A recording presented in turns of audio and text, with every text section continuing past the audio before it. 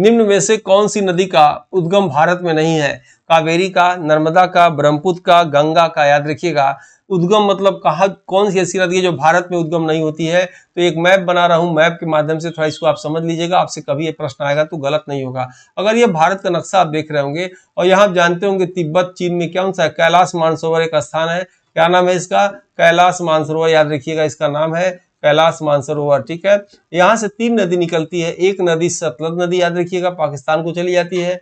एक सिंधु नदी, और एक यहीं से मुड़कर जो है सांगपो नदी, याद रखिएगा, अरुणाचल प्रदेश होते हुए अरुणाचल में दिहांग, असम में ब्रह्मपुत्र, और फिर ये बंगाल की खाड़ी में चली जाती है। 3 नदियों को याद रखिएगा। एक कौन सी नदी? सिंधु नदी।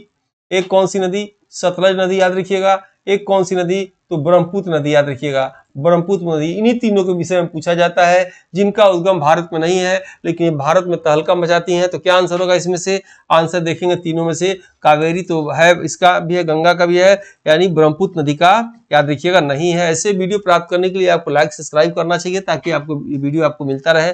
गंगा नदी का उद्गम कहाँ है? देवप्रयाग में। अलकनंदा और भागीरथी नदी के मिलने से देवप्रयाग में गंगा नदी निकलती है, याद रखिएगा। और नर्मदा नदी का कहाँ उद्गम है? अमरकंटक के पठार, याद रखिएगा, छत्तीसगढ़ में है। बिल्कुल आपको याद रखना चाहिए। आंसर इसमें से सी आंसर बिल्कुल सही है। ठीक है।